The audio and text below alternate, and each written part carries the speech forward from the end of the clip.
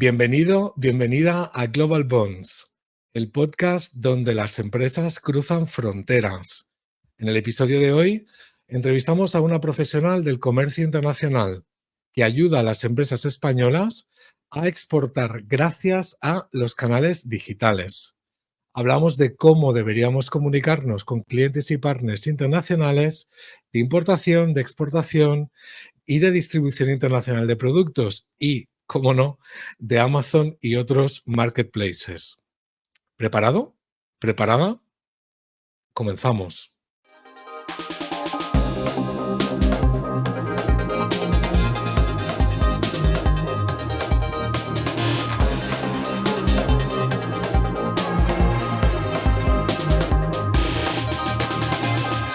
Muy buenas, Dori, ¿cómo estás? Hola, buenas tardes, Óscar. Pues nada, antes de nada, muchísimas gracias por dejarte liar. Y yo tengo muchas ganas de este episodio porque creo que puedes aportar mucho a la comunidad y a la audiencia y a todos los que nos ven escuchan este podcast. Y bueno, ya para así rápidamente, cuéntanos quién eres y qué te ha llevado hasta no sé si fundar o no, bueno, ahora nos explicas, Innova Digital Export. Muy bien, pues nada, fenomenal, el placer es mío y espero que aportemos un montón de información de valor. Vamos a ello. Sí, a ver, yo fundé Innova Digital Export. Bueno, madre mía, si tuviera que contarte desde que lo fundé hasta ahora, creo que no nos daría ni en 10 o 15 horas, pero voy a ser muy breve. Yo estudié ingeniería informática. De hecho, hice un máster en Suecia, luego me volví a Albacete porque estudié en Valencia, luego me fui a Suecia y volví a Albacete porque parte de mi familia es de allí. Pero luego además allí se estaba gestando pues Eurocopters, lo habían seleccionado como un hub para desarrollar helicópteros y en aquel momento era algo que tenía muy buena pinta. Entonces conseguí hacer la tesis del máster en Albacete y tal y empezar a trabajar en Eurocopter, que ahora se llama Airbus. Hacía interfaces gráficas para helicópteros, o sea, fíjate, era como Wow. software a saco, o sea, C++, metodología súper tradicional a saco. Pero bueno, a mí siempre me tiraba el tema del desarrollo web. De hecho, creo que la primera web la haría con unos 15 añitos o así, o sea, me gustaba mucho ese tema. Anda. Y en 2009, más o menos, en plena crisis, para plena desgracia de mis padres y todo mi entorno funcionarial, imagínate, pues decidí irme de Eurocopter y montar apostar por el desarrollo web, pero bajo tecnologías cloud computing, HTML, JavaScript, PHP. En aquel momento casi que ni siquiera había Content System Match, o sea, ni siquiera había CMS, o sea, Joomla. Sí, yo me acuerdo, ¿no? Era toda la parte de Dreamweaver y todo esto, ¿no? Es verdad, totalmente, Dreamweaver. Sí, sí. Programábamos totalmente a pelo. Dreamweaver ya fue un nivel Un poquito más tarde, ¿no? Sí, pero entonces, bueno, pues en aquel momento yo empecé a desarrollar como portales web, por ejemplo, desarrollé Vive Albacete, donde se hacían reservas en restaurantes, en casas rurales, era como un sistema muy avanzado, luego lo extrapolé a otras provincias, también hice un marketplace, uno de los primeros marketplaces que se dan en España, lo hice con OpenCart, que era el único CMS que permitía multitienda, fíjate. Pero bueno, al final el desarrollo propio era complicado porque no había financiación, de hecho queríamos hacer cosas muy chulas, no había ni capital semilla, quiero decir, estamos hablando de plena crisis financiera. Entonces, la única forma que tenía de recopilar dinero era pues haciendo páginas web o cosas más sencillitas para pymes y cobrárselas. Así que me descargué un programa llamado AAA Logo, que ya venía logotipos prefabricados porque no tenía ni diseñador gráfico, y la primera plantilla que vi, que se llamaba Innova Consulting, con unas cabezas como unos señores con la cabeza que era una gota de agua, lo puse en español y dije, ya tengo logo, y de ahí nace Consultoría Innova y después Innova Digital Export. Qué bueno, ¿ves? Es que mira, a mí comentar, y hay ya varios episodios que hemos comentado, ¿no? Toda la parte del naming, ¿no? Que luego también, si acaso nos metemos también en ello cuando hablemos de la parte internacional, pero a mí toda la parte de los inicios, ¿no? Y de los gérmenes de los proyectos me parece súper interesante, ¿no? Sobre todo, ya no solo con el naming, ¿no? Sino, pues fíjate, gracias a un logo prediseñado, un nombre que además yo creo que ilustra muy bien qué es lo que hacéis, ¿no? Claro, porque claro, estamos hablando de hace más de 10 años, entonces al principio hacíamos desarrollo web, hacíamos RPs en la nube, hacíamos cosas muy avanzadas, luego migramos más hacia el marketing digital, hacia el e-commerce, luego hacia el e-commerce global, entonces lo que es el core de Innova se ha quedado durante todos estos años y alrededor hemos ido poniendo pues, esos anexos como digitales por y tal que da más pistas de cuál es el foco en esta etapa, porque esto va tan rápido que cada X años pues hay que adaptarse. O sea, cuando yo empecé no pensábamos en hacer una tienda online internacional porque sencillamente no existía esa opción. O sea, me acuerdo que tenía un cliente que era una bodega, la primera bodega que tenía un planetario dentro de la bodega. Era un señor que se había construido su propio planetario porque hacía vinos basados en las estrellas. En el significado de las estrellas, ya no solo vendimiar de noche, sino vendimiaba según el signo del zodiaco. Fue un pionero en eso. Luego otras bodegas se metieron, pero fue un pionero. Y ese señor ya hace un montón de años me decía que quería hacer una franquicia de bodegas en internet y cobrar en bitcoins. Y yo me acuerdo de decirle, Dionisio, porque además se llamaba Dionisio, es que era todo fabuloso. Dionisio, es que yo eso... es que yo eso no lo veo, o sea, yo ya no era por la declaración de los impuestos especiales o las normativas, que todo eso vino después, o sea, era como no existe ese concepto. Entonces, pues fíjate, claro, Dionisio, qué innovador, ¿no? Puñetero visionario, totalmente. Total. Pues, y volviendo un poco al tema de Innova, exactamente, ¿qué hacéis? Yo entiendo que tiene que ver con export, tiene que ver con digital e innovación, ¿no? Porque justo como decíamos ahora, tenéis un naming, yo creo que bastante ilustrativo. Sí, somos una agencia de transformación digital, pero estamos especializados en exportación digital. O sea, es decir, yo siempre digo, no somos una agencia de comunicación, no hacemos una labor únicamente de community management, no es nuestro core. Nosotros estamos especializados en cómo utilizar Internet para expandirte a otros mercados. Eso quiere decir que hay otras agencias o otras empresas pues, que también hacen marketing digital y lo hacen en otros mercados, pero nosotros estamos especializados únicamente en eso. Quiere decir que asesoramos no solo en estrategias de marketing, en redes sociales o en SEO, sino que asesoramos a nivel de aranceles, a nivel de aduanas, a nivel de gestionar los conflictos de canal, porque claro, una exportación digital, cross-border o transfronteriza, en ocasiones se rige por unas normas diferentes que una exportación tradicional. Por ejemplo, por Internet pues puedes ir a muchos mercados sin importador o incluso en algunos mercados con el packaging original. Entonces, nosotros estamos especializados en eso. A veces nos dicen, pero vuestra especialización es marketplaces. Y yo siempre contesto, no, porque tenemos proyectos que no se basan en el marketplace. El marketplace es la herramienta. Nosotros nos vamos más al objetivo, que es irte a otros mercados haciendo uso de las ventajas que te ofrece Internet. Vamos, clarísimo, ¿no? Súper. Y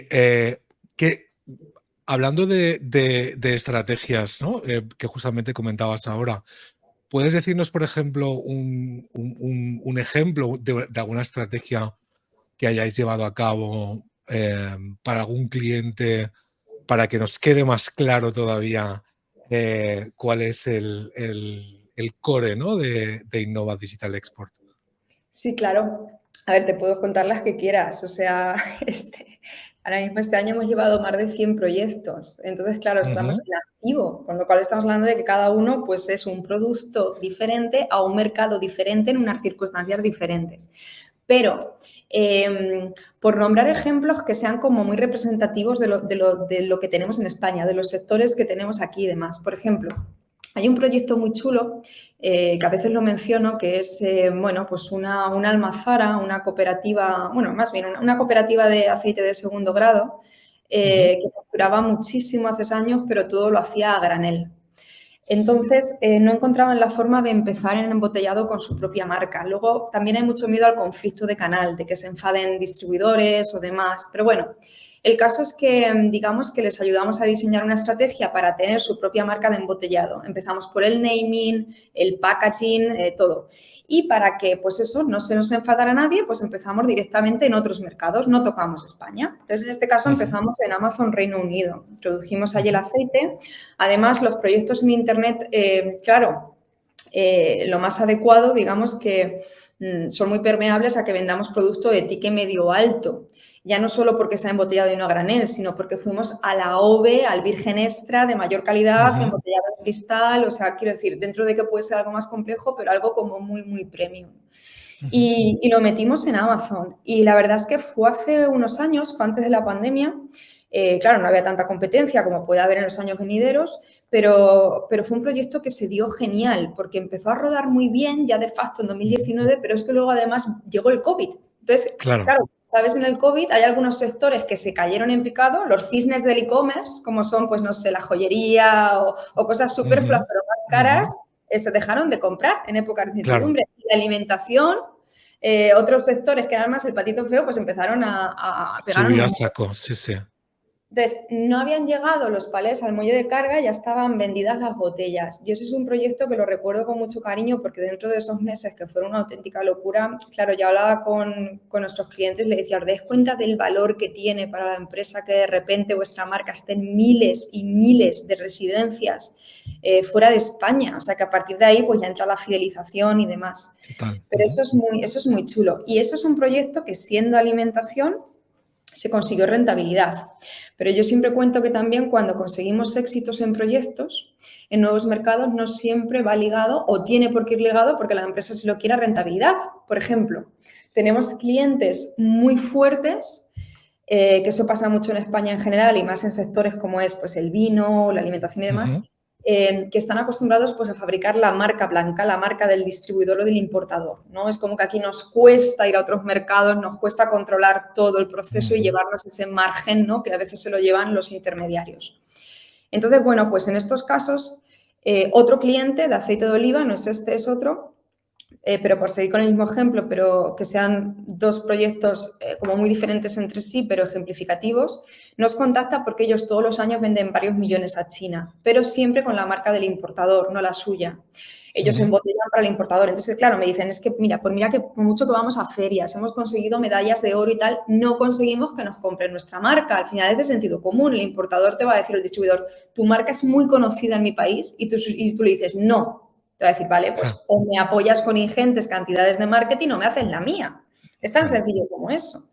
Entonces, en este caso, le abrimos una tienda en China, online en China, en un marketplace, pero es algo que cada vez digamos que se concibe más, que es, pero lo que pasa es que te estoy hablando de hace ya unos 6 o 7 años, que es un proyecto B2C con un objetivo B2B. Es decir, empezamos a meter el producto con la marca del cliente directamente en consumidor final, contactamos a influencer o key opinion leader allí, empezamos a hacer ruido con esa marca. Al final eso rentable, o el ejemplo que te ponía de antes, para empresas que facturan millones, la rentabilidad online B2C es más menudeo que otra cosa.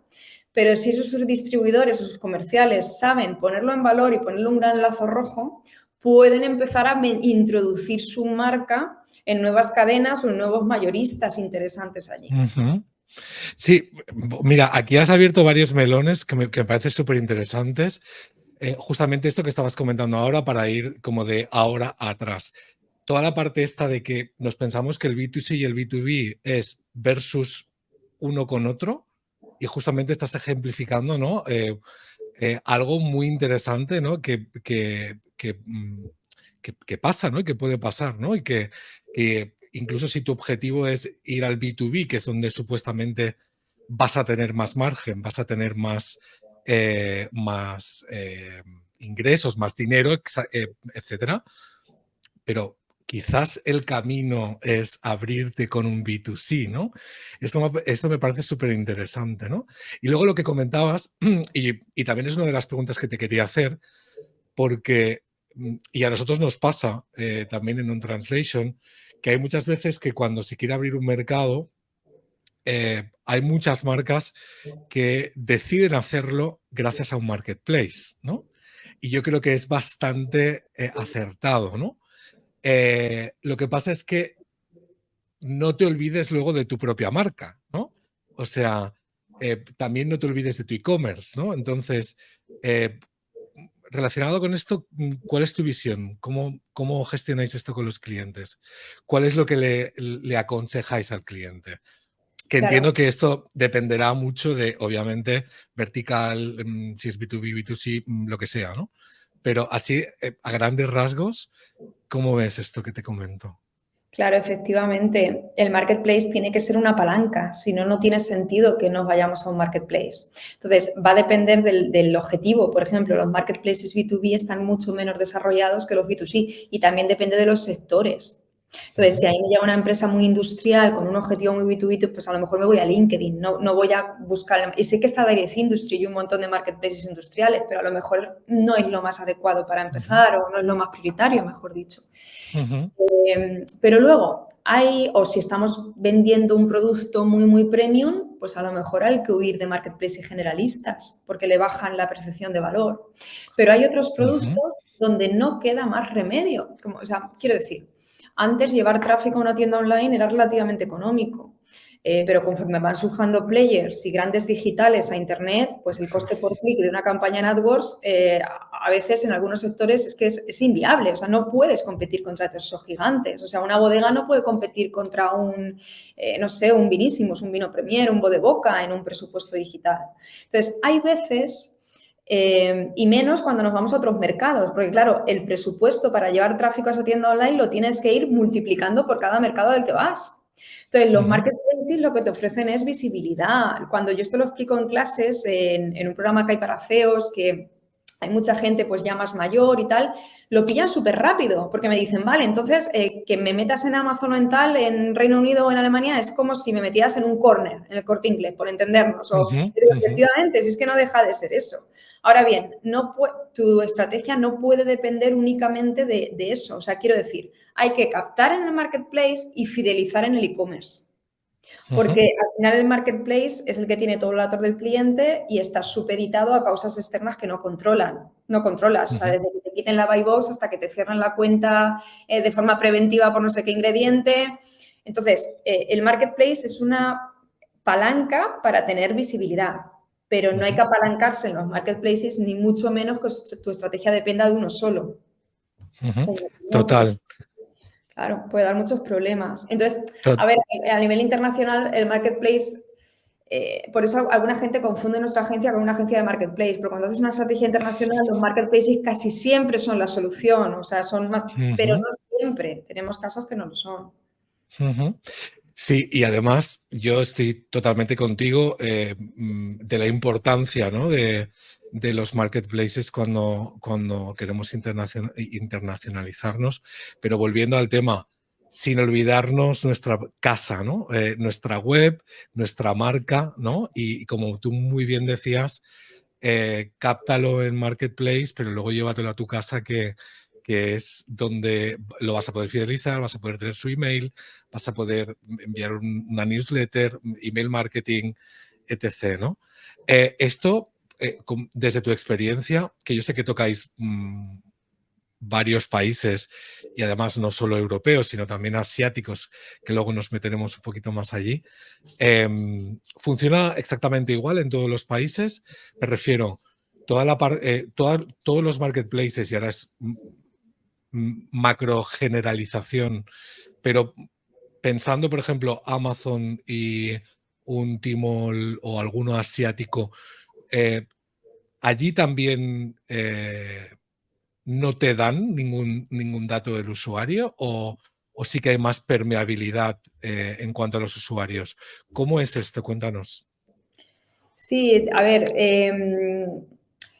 hay similitudes. El tema es que en China, digamos que no tiene mucho sentido tener una tienda online, hablando coloquialmente y simplificándolo muchísimo. O sea, a nivel mundial, más de la mitad de las compras de e-commerce ya se hacen en marketplaces y creciendo, pero en China, desde hace ya muchos años, más del 90% de todas las compras se hacen en marketplaces. O sea, allí no existe tanto el concepto de tienda online.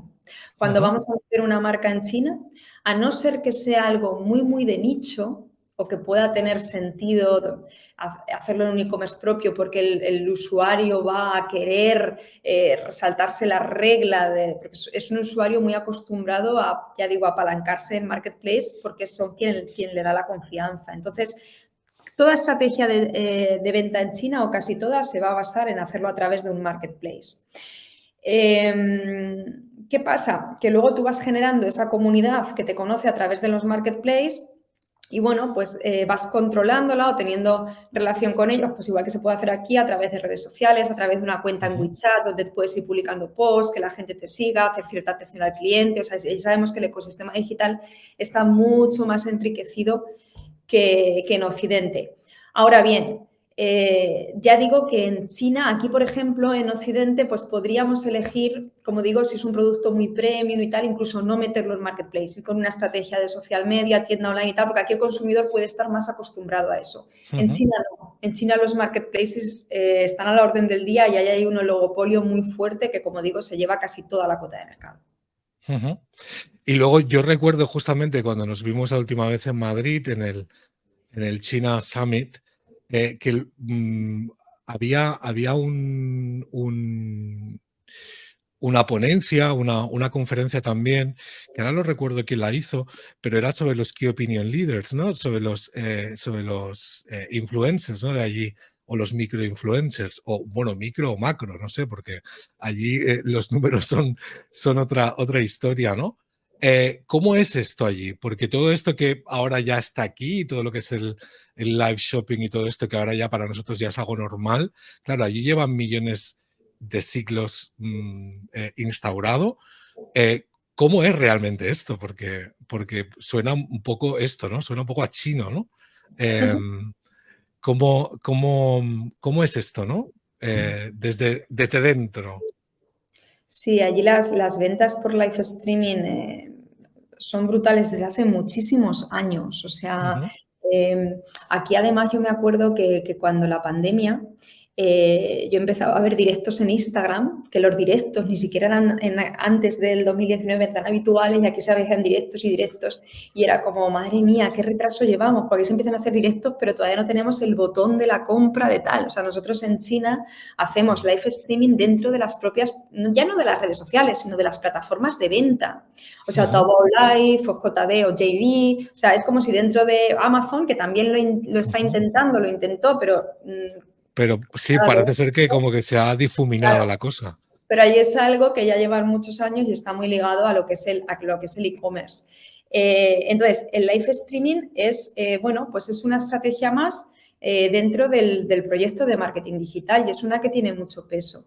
Lo puedes hacer, claro, tienes múltiples fórmulas. Por ejemplo, nosotros hemos hecho live streaming en colaboración pues, con una influencer allí, que ahora podemos hablar de, pero puede ser una call o una Key Opinion Consumer, que son microinfluencers más pequeñitos y tal, pero lo hemos hecho en la plataforma de ella, con sus seguidores de ella, juntando los productos de 3 o 4 clientes, haciendo una especie, imagínate como una especie de bodegón que ella tenía encima de la mesa de varios productos y durante 4 o 5 horas pues ella iba probando y dedicando una hora a un producto, a un cliente, otra hora a otro cliente, pero así, bueno, quien se conectara podía ver todos los productos y todavía podían comprarlos del cliente anterior o hacer preguntas y tal. Lo hemos hecho con la audiencia de ella. Luego hemos hecho live streaming, hemos hecho retransmisiones en directo, al contrario, desde nuestra oficina, donde era nuestro equipo, en el que en nuestras cuentas y con algunos prescriptores invitados, pues les iba enseñando en tiempo real los productos. Lo hemos hecho desde España, lo hemos hecho desde la fábrica, o sea, nos hemos desplazado a la fábrica en España y desde la fábrica hemos mostrado el proceso y en ese momento pues se ha enseñado el producto. Eso es algo que además gusta mucho porque el consumidor... Hombre, total. Es un consumidor que le gusta mucho el storytelling y la historia de la empresa y de cómo se fabrica. Entonces, ese modelo también lo hemos hecho. Entonces, te quiero decir que es algo que está como muy implantado, que tiene que formar parte casi de cualquier estrategia. Luego, obviamente, claro, tienes diferentes niveles. Las marcas normalmente, en promedio, pues en vez de ir a un influencer, pues de entrada, pues un poco como aquí, como muy caro y muy tal, pues van probando y hacen campañas con 4 o 5 Key Opinion Consumer, que son como si fueran Key Opinion Leader, como influencer, pero muy enfocados a la confianza, nunca promocionan algo en lo que no creen. etcétera. Entonces van a Lo que unos... debería ser un influencer de verdad, vamos. Sí, de hecho, me hizo mucha gracia porque hace unos meses aquí, no sé si lo viste, se puso de moda el anti-influencer, que fue un hashtag que tuvo tendencia en TikTok y demás, y se pusieron de moda los anti-influencers. Creo que el hashtag era algo así, de hecho lo publiqué en LinkedIn porque me hizo mucha gracia. Porque Mira, eso me lo perdí. Estamos inventando los Key Opinion Consumer, que es lo que existe. Total, Sí, ¿no? sí. Luego, ya te digo, Sí, luego perdona. no, perdona, simplemente que no se me olvide decir que claro, todo lo que puede parecer tan bonito y tan chulo también tiene sus sombras. Cuando se contratan este tipo de campañas hay que tener cuidado porque es una compra por impulso, donde se producen luego muchas devoluciones, puede haber algunos datos o algunas cifras que se puedan llegar a inflar y luego al final esa gente conectada no era gente que realmente estaba interesada, sino que, bueno, pues... entonces, el negociar a fijo o a comisión, o sea, todo esto es que en China es un melón enorme aparte. Pero bueno, uno que hay que abordar. Bueno, sí, claro, ya no nos metamos a hablar de datos y de métricas, porque No, bueno, las vanity metrics yo creo que están a la orden del día en todas partes, ¿no? Y ahora, hablando de China, pero volviendo a España, vosotros o vosotras en Innova ayudáis a empresas españolas a salir fuera, pero también hacéis a la inversa, es decir, empresas extranjeras que quieren aterrizar en España, o estáis más enfocadas a la parte export que la parte landing en España o import o llámalo como quieras. Asesoramiento de importación no hacemos. Exacto. No hacemos, porque sobre todo nos piden mucho de China. Como tenemos allí la filial y tenemos equipo y tal, pues nos piden ayudar a importar. Pero ahí lo que hacemos es que nosotros siempre trabajamos con los partners. Es como yo siempre digo, vale, pues yo no te lo voy a hacer, pero te voy a dar el teléfono de quien te lo puede hacer, así la próxima vez me seguirás preguntando. Esto Claro, es claro.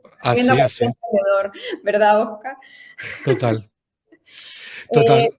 pero bueno, sí que hay alguna empresa china que nos pide ayuda para vender fuera y demás, pero import no hacemos, o sea, para vender aquí en España. Siempre ayudamos a empresas a vender. Ajá. Sí, y ahora justamente pasando a otro tema, ¿no? Y que yo creo que es un tema, o que es uno de los temas centrales del podcast, ¿no? De precisamente, y que lo hemos tocado en muchos episodios, ¿no? Que es, al fin y al cabo, aunque nos dediquemos al mundo online, ¿no? Somos personas que tratamos con personas y lo que tenemos que hacer es crear estos lazos, ¿no? Estos partnerships, ¿no? La importancia del networking, ¿no? Para justamente lo que acabas de decir ahora, ¿no? De cuando me piden algo que yo no sé o no sé dar o no es uno de mis servicios, yo tener una red lo suficientemente potente y probada, porque obviamente si es un cliente tuyo que confía en ti, no le vas a pasar el contacto de alguien que no conoces, ¿no? Pero yo creo que es un punto muy interesante y yo creo que para empresas como la tuya, ¿no? Que tiene lazos y redes internacionales, es algo muy importante, ¿no? Que hay que tejer, ¿no? Estos lazos, ¿no? Claro, de hecho, creo que una empresa que cuida a sus clientes y que se cuida a sí misma y que es coherente, cuida tanto a sus clientes como a sus proveedores. Y se cuida de trabajar con buenos clientes, pero también con buenos proveedores, pero también cuidando a los proveedores. Quiero decir, para nosotros es súper importante que los proveedores, llámales partner, estén alineados con nuestra cultura, nuestros valores, nuestra forma de trabajar. Por ejemplo, yo el otro día tenía una reunión para un proyecto de una marca grande que quiere entrar en China. Nosotros siempre realizamos lo que llamamos una preventa. Una preventa es como un estudio que cuando vemos que el proyecto puede tener sentido, pues hacemos sin coste, sin compromiso. Es un mini estudio estratégico, pero como que regalamos porque creemos que es el primer paso y tiene sentido.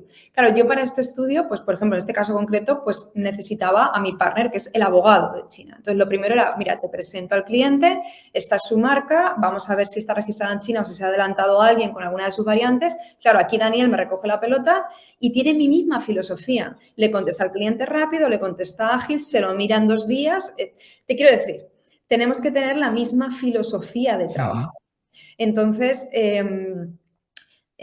digamos que los antiguos empresarios, no los empresarios, decían que para tener una empresa rentable, tenías que cobrar lo antes posible y pagar lo más tarde posible. Y yo lo hago al revés. Yo pago a mis proveedores súper pronto y a veces por adelantado. Porque digo, es que quiero que seas el mejor proveedor y que estés alineado con mi filosofía, porque entonces yo voy a trasladar eso al cliente. Y bueno, si hablamos de otros mercados y demás, digamos que esto es más complicado porque ahí puede haber barreras, ¿no? Pues culturales y demás, pero en nuestro caso pues es algo que es súper importante para nosotros. Entonces es un reto, pero es algo que cuidar a los proveedores y seleccionarlos sabemos que es fundamental. Habrá otras empresas que no sea tan importante, entre comillas, en la nuestra sí lo es. Totalmente. Mira, nosotros tenemos un sistema o un proceso de Customer Experience para el cliente externo, es decir, los clientes, y para el cliente interno, es decir, los partners, ¿no? O sea, que yo estoy muy alineado contigo en esto, ¿no? Hay que cuidar tanto a los clientes como a tus partners o tus proveedores, ¿no? Porque al fin y al cabo, todos juntos, ¿no? Son los que vamos a conseguir que esto funcione, ¿no? Y ya metiéndonos en tema partners, porque yo sé, me consta, porque lo vi, que tú tienes equipo multinacional, iba a decir multilingüe, claro, multilingüe, multinacional, y aquí, ¿cómo es justamente esto, ¿no? Y también enlazándolo con el tema de los partners, ¿no? Porque justamente has abierto el melón de las diferencias culturales, ¿no? A la hora de negociar o a la hora de comunicarse, ¿no? ¿Cómo es esto también llevado ya no solo a las relaciones comerciales, que también, si quieres comentar, si tienes alguna anécdota interesante, también con esa cultura china que está tan alejada de nosotros, pero también con la gestión de los equipos, ¿no? Porque es un tema que también se ha repetido mucho en los episodios y yo creo que es un tema súper interesante y me gustaría saber tu punto de vista.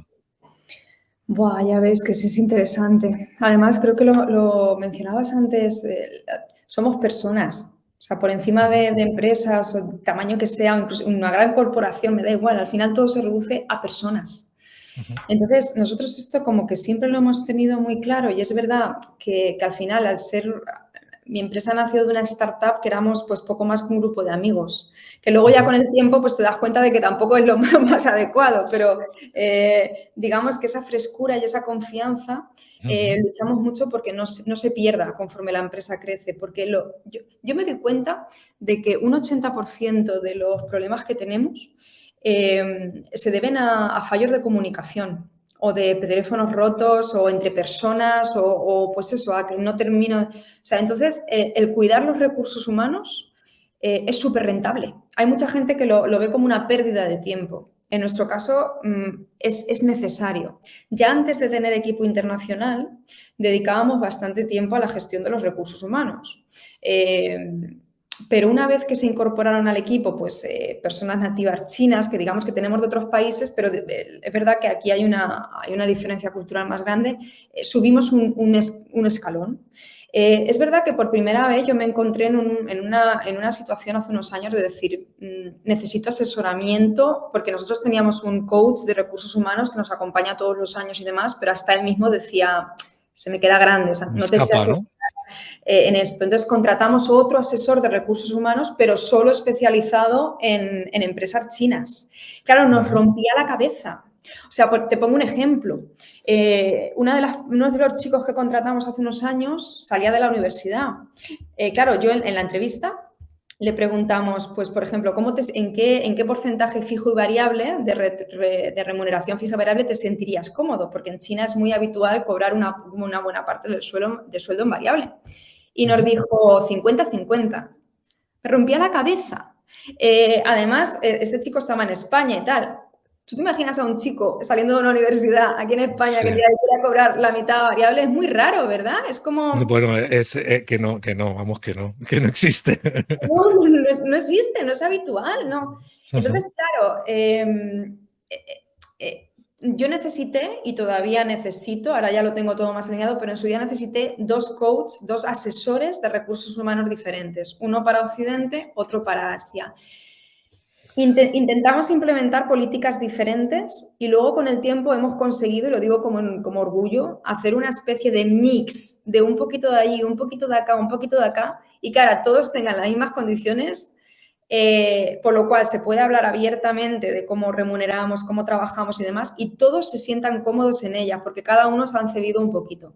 Pero el responsable de recursos humanos de China, claro, yo estaba muy frustrada porque yo decía, pero entonces todo esto, ¿cuánto tiempo lleva? O sea, ya, tanto la gestión de gente interna como de partners, digo, porque claro, yo llevo midiendo mis tiempos y los de mi compañera Maribel, la gerente y tal, y es que nos está llevando muchísimas horas. Y me decía, y se reía, me decía, uy, la gestión de recursos humanos. Puede llevar un 60-70% del tiempo. Y yo, ¿cuándo se trabaja? Pero por eso Total. que con orgullo al final pues vas pivotando. Si es que en metodología ágil pura vas tocando una tecla, luego otra, con paciencia y cariño y al final pues te funciona durante un tiempo, das con la sintonía. Lo que te salga, sí, totalmente. También yo creo que hemos comentado, o no, en algún otro episodio hay un libro súper chulo, muy relacionado también con esto, que no sé si lo conoces y si no lo conoces, te lo enviaré para ti.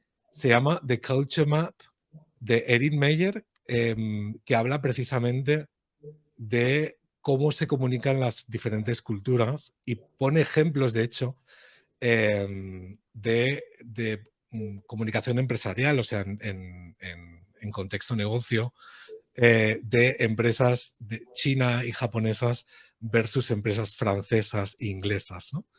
Y entonces yo creo que ahí tú que tienes realmente equipo de allí, que estás como mucho más en contacto, ¿no? Yo creo que te puede dar ahí un push interesante. O sea, ¿lo conocías? Qué guay, no lo conocía. Ah, pues Pero... mira, pues yo te lo voy a enviar para ti, para que veas. Ay, qué bien, muchísimas gracias. Pues te lo agradezco, porque esto es algo que, además, yo creo que el tema de los recursos humanos es apasionante y nunca termina. Nosotros ahora hace poco hicimos un taller de Myers-Briggs muy chulo, que es como una alternativa al enneagrama, de detección de personalidades y tal. Y pues estamos en un punto de ya poder hacer talleres donde cada persona coge su personalidad y demás, independientemente de las culturas, de poder implementar un sistema en el que todos se sienten partícipe, lo cual está muy chulo. Pero, hombre, bueno, eso como organización ya te puedo decir que es una organización muy madura. O sea, ojalá empresas más grandes pudieran realmente pues, llegar al punto que has llegado tú. O sea que, congrats, yo aquí me saco el sombrero porque yo creo que sí, o sea, que habéis llegado a un punto muy interesante. Y volviendo un poquito a Innova, hemos estado hablando, bueno, pues esto, ¿no? De la importancia de los partnerships, del equipo, y cómo, o sea, claro, porque has comentado que tenéis oficina allí. ¿Tenéis oficina en algún otro sitio o es España y China de momento? En España tenemos 3, en Pamplona, en Albacete, que es de donde yo soy, y en Madrid. Y luego tenemos otra en China. Física no tenemos en otros países, sí trabajamos otros mercados. El tema es que en China, digamos que el ser agencia acompañando a un proyecto en China es algo como más oficial que aquí, es como que se llaman la agencia TP o la agencia que acompaña el proyecto, y para determinadas operaciones es necesario que la agencia esté constituida allí. O sea, por ejemplo, nosotros hacemos de empresa garante de algunos de nuestros clientes y demás. Entonces, allí es necesario estar físicamente, mientras que en otros mercados, pues hasta ahora no lo hemos necesitado. Genial. Y tenéis, y ahora hablando de internacionalización, ¿no? ¿Tenéis en la hoja de ruta de Innova abrir oficina en otros mercados o no lo veis necesario? ¿Cómo ves el futuro, ¿no? Ahora que estamos hablando de futuribles y ¿cómo ves el futuro de Innova? Pues... Bonita pregunta, ¿no? Sí, porque además lo estaba hablando, justo hoy lo estaba hablando con mis compañeras. Hace unos años, digamos que nos marcábamos un objetivo a 4 años, a 5 años, a 6, lo conseguíamos, pim, pam, pum, vamos a especializarnos en esto, vamos a tope con esto. Ahora estamos un poco en plan go with the flow, be water, ¿sabes? Porque no sé si es mi sensación, pero peloteando la idea con colegas de la profesión, estamos un poco en la misma situación. Es como va todo tan rápido, está evolucionando todo tan rápido, que a veces hacer planes es necesario para tener un plan B, un plan C, pero aferrarte a ellos puede llegar a ser un error, porque puede que no estés abierto a las verdaderas oportunidades. Entonces, las sedes físicas, ya te digo que en nuestro caso cobran sentido en muy poquitos mercados, porque sencillamente o trabajamos con partners locales o lo podemos hacer cross-border o tal y no las necesitamos. Entonces, el crecimiento de Innova va a estar ahí, pero no creo que esté supeditado a sedes físicas. Igual sí algunas, bueno, pues nosotros comercializamos productos y además productos nuestros con nuestra marca propia y tal en diferentes mercados, tenemos almacenes, o sea, digamos, sí infraestructura, pero no necesariamente que sea propiedad de Innova per se. Ajá, interesante. Además, Sí. perdona que te interrumpa, Oscar, pero es que me explotó la cabeza hace unos días, no sé si lo has escuchado, pero no sé, o sea, hablando de esto, alguien me contó todos los, o sea, digamos que los expertos en algo siempre damos charlas o tal, pues intentando prever el futuro, ¿no? Es como yo abro mis charlas diciendo, pues China va a ser primera potencia económica según los datos y pues ahora lo que más está creciendo es Indonesia o India de aquí a unos años. Entonces hacemos nuestras predicciones, intentamos sacar el wow. Pero no paran de salir estudios, porque se puso de moda y hacen uno detrás de otro, comparando las predicciones de expertos con predicciones lanzadas a monos. ¿Has visto esto? O sea, No. pues han puesto ya varias veces, y además siempre con los expertos en una sala, expertos en bolsa, expertos en digital, expertos en... Y les hacen una serie de preguntas. Y luego hacen lo mismo, pero con una serie de monos que apuntan respuestas al azar. Casi siempre aciertan más los monos que los expertos. Totalmente. Es un mundo tan complejo a día de hoy que el ser flexible creo que puede ser una cualidad muy chula, que no es que no seas perseverante, pero sí flexible. Total, yo me quedo con esto, ¿no? Y es un poco nosotros que llevamos o sea, nosotros me refiero a vosotros y a nosotros, que las empresas ya llevan un tiempo, ¿no? Antes eso de ponerte a hacer a una startup sin un plan de empresa era como, oh, no, esto no puede ser. Y ahora es justo lo que estás diciendo tú, ¿no? Vale, sí, márcate un poco una dirección, pero ¿qué va a pasar de aquí? Y es que incluso te diría un año. O sea, es que planificar un año y y yo creo que también esto ha sido o es más real después de la pandemia, ¿no? Que yo estoy totalmente, o sea, viéndolas venir. O sea, claro, y como muy luego, descontrolado. claro, está el río muy revuelto. Y luego también hay que tener en cuenta que supongo que igual que tú, cuando yo empecé con la empresa en 2008, yo predicaba, yo era una evangelizadora, le decía a las empresas, tenéis que estar en Internet. Y a los hosteleros que les daba mucho miedo TripAdvisor, tenéis que estar porque se va a hablar de vosotros, queráis o no. Y les ponía un comentario o un grupo que se hacía, no, Dios mío, tengo que estar, es verdad. Pero una vez que les convencía de que estuvieran en Internet, las opciones eran tres. Tener una web, un Facebook y un Twitter. Y hacer SEO. Es que no había más opciones. Hoy en día las opciones son cientos, miles, múltiples plataformas, mercados, no sé cuántos canales, e-commerce propio, fidelización, o apalancarme en los distribuidores, afiliados, o sea... Entonces, y luego dentro de las plataformas, cada vez nacen más, van más rápido. Pues ahora Temu en Estados Unidos o llegan no sé qué, o ahora TikTok, que ayer leí que ahora ya obviamente van a intentar dejar de llevar tráfico a Amazon, porque ya le vino a Amazon muy bien en el Prime Now TikTok, para intentar fomentar TikTok Shop. Pero si llega mañana a Estados Unidos y por fin logra arreglar lo que te ha arreglado a nivel político y prohibirle a TikTok, es que no podemos planificar nada. O sea, es una locura. Nosotros vamos plan A, plan B, plan C, plan D, plan E, y eso nos da por cierta tranquilidad, ¿no? De tener el control y poder ser muy flexibles pivotando. Total, porque es justamente la clave, yo creo. Y además, como has comentado, toda la parte de internacional, hay que pivotar, hay que ir probando hasta dar con la tecla. Obviamente, si estamos asesorados por expertos como vosotros, pues será mucho más sencillo. Pero bueno, todo y esto yo creo que hay que ir saltando y ir con el flow, ¿no? Como comentabas, ¿no? Que yo estoy Claro. muy flow también, si es que estamos muy en la misma onda, te digo. Hay que contar con el experto, preguntarle, hacer un plan, ya digo, primer plan, plan backup, plan tal, pero luego ser lo suficientemente flexible como para sobrevivir, porque creo que hoy en día las empresas que no logren ser flexibles igual no sobreviven a lo que está por venir. Totalmente. Y bueno, no sé, yo creo que hemos cubierto todo súper bien.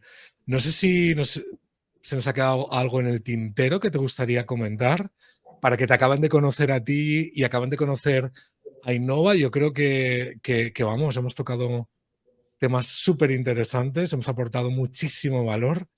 No sé si nos dejamos algo en el tintero, Dori. Pues bueno, en principio podríamos comentar muchísimas cosas, pero vamos, en resumen, yo lo que recomendaría a cualquier empresa que quiera exportar por Internet es, pues primero, pues bueno, lo que estábamos comentando, hacer un plan, eso que comentaba yo de las preventas, un mini estudio, no un plan estratégico, como decíamos antes, inamovible, de 3 meses de desarrollo, de 300 páginas, pero sí pensarse un poquito las cosas. Hacerlo de la mano de expertos mejor que de monos tampoco está mal.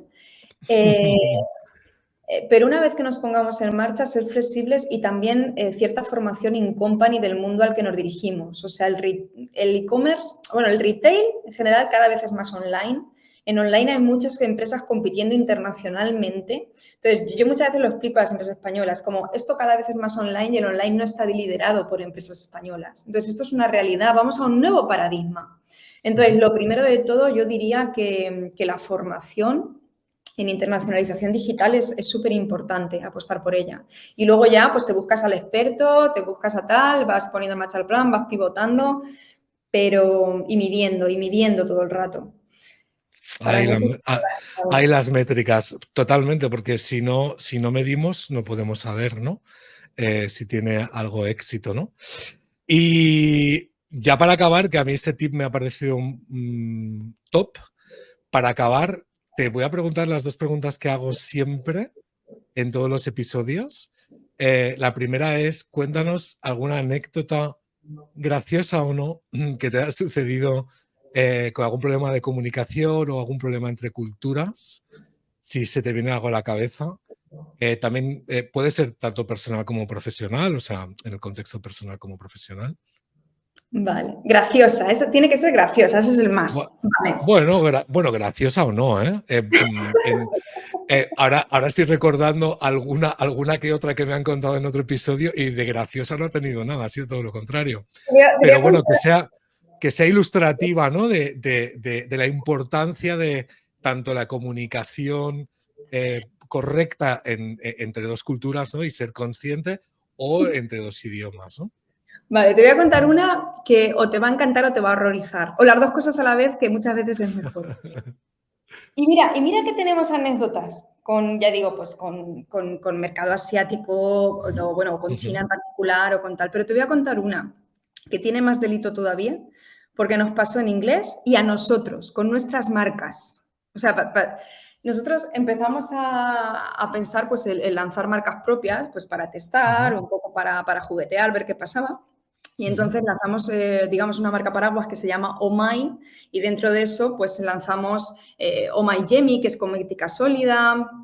Bueno, llegamos a lanzar, ahora me vino a la cabeza, como succionadores, en aquel momento, Oh My Pussy, los llamábamos. Ah, mira, oye, súper. Sí. Qué innovadores, qué innovadores. Si nos oyen Sí. los de plátano melón. Nos adelantamos con eso, vamos, los importamos de China y tal. Pero bueno, hubo un caso que lanzamos, el producto más antiguo son gominolas vitamínicas. Sacamos el registro sanitario, diseñamos el nombre y fue uno de los primeros productos. Creamos gominolas de diferentes tipos. Las llamamos Oh My Gummy y las lanzamos en diferentes mercados. El packaging precioso, todo precioso. El tema es que, bueno, pues estábamos comercializando Oh My Gummy ya en Amazon, ya en los almacenes, ya un tiempo. Y yo me conecto con un amigo, se llama Sam, empezó como mi tutor de inglés hace un montón de años, yo me iba a su casa, tal, es un señor británico encantador que ahora ya pues es mentor, es amigo, es de todo. Y yo ahí todo orgullosa le digo, oye, mira Sam, que hemos sacado estas gominolas para niños, para tus nietos y tal, míralas, ya las tienes en Reino Unido, cómpralas, tal. Me dice, pásame el enlace, se lo paso, lo mira, empezó a ponerse blanco, azul, pálida, pasó por todos los estados. Y es que nosotros habíamos llamado al bote Oh My Gummy, pero escrito G-U-M-M y latina E. Entonces, ¿ya lo vas cogiendo? Bueno, yo no lo sabía. Claro. Yo no lo sabía. Ese señor me dice, oh, Dory, darling. Me mira con una pena infinita y me remite al diccionario. Voy a leer. ¿Te parece bien que lea directamente la traducción, Óscar? Ah, sí, sí, claro. Lo tengo aquí delante. Gummy, escrito como yo lo he dicho. A blowjob performed by a person with no teeth. Ejemplo. That old lady down the block is crazy. I mean, she offered to give me a gummy. Total. Claro, O sea, porque eso viene de gum, que es encía. ¿Sabes? Entonces, claro, o sea, tiene todo el sentido, ¿no? Claro, entonces, estabais vendiendo, bueno, ¿y qué? ¿Y funcionó, no? ¿Vendíais o no? Gominolas para niños. Pero era para niños, además. Gominolas Claro. para niños con un nombre que venía a significar en inglés británico coloquial, pues un trabajo oral, sexual, llamémoslo así, hecho por una persona vagabunda sin dientes. A ese nivel de precisión llegaba la descripción. Total. Para que veas. ¿Y qué hicisteis? A ver, es que a mí yo te quiero... ¿Retirasteis el producto? ¿Cómo? ¿Quién lo ha pensado? Esto tal, no, mira, esto lo pensó Celia en su día, nos pareció genial y no nos habíamos dado cuenta nadie. Claro, retiramos todo el stock de Reino Unido, cambiamos el nombre con Y. Con Y. Que era el correcto. Claro. Y nada, y nos comimos con patatas esos botes y los tenemos guardados para el recuerdo. Oye, mira... Yo estoy seguro que como sois tan creativos, seguro que en algún evento o algo que organicéis, incluso los puedes sacar si todavía se pueden comer. Ay, qué risa, por favor. Es que podía haber significado, no sé... cualquier otra cosa, claro. Que no fuera eso tan específico, ¿sabes? O sea, yo cuando lo leí en el diccionario me acercó así el teléfono, no me lo podía decir, es un señor muy educado y muy tal. O sea, yo lo leí y no sabía meterme.